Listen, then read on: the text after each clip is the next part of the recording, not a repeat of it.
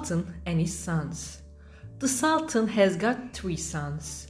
He has got a big garden. There are lots of apples in this garden.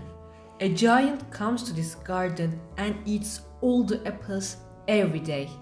The Sultan and his sons can't eat apples. The Sultan says, "The giant comes and eats all the apples. What can we do?" His elder son says, "Father, I can wait in the garden." He goes to the garden with his sword and starts waiting. He feels tired and sleeps. When he wakes up, he sees the giant and feels scared. The giant eats all the apples. He goes to his house in the morning. The Sultan asks, "How are the apples?" The elder son answers, "Father, I am sorry. I feel scared and can't stop the giant. There aren't any apples." The Sultan's middle son says, "Father, I can wait in the garden." The middle son goes to the garden with his sword and starts waiting. He sits under a tree and feels tired. At night, the giant comes. The middle son feels scared and can't do anything. The giant eats the apples again. When he returns, the Sultan asks, "How are the apples?"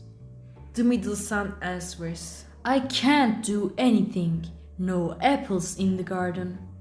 The youngest son says, "Father, I want to help you. I can wait in the garden and stop the giant." His father says, "You are young and weak. You can't stop the giant." The youngest son says, "I can." And he goes to the garden with his sword. He waits the giant. He doesn't sleep. The giant comes, but the youngest boy uses his sword and stops him. He goes to his house and his father asks the apples. He says, "The giant can't eat our apples anymore. He isn't alive." The Sultan is surprised and happy.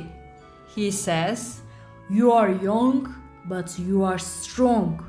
Your brothers can't stop the giants, but you can. I am proud of you." The Sultan says, "I want to see the giant." While they are on the way to the giant, they find a box. They open the box and see 3 girls.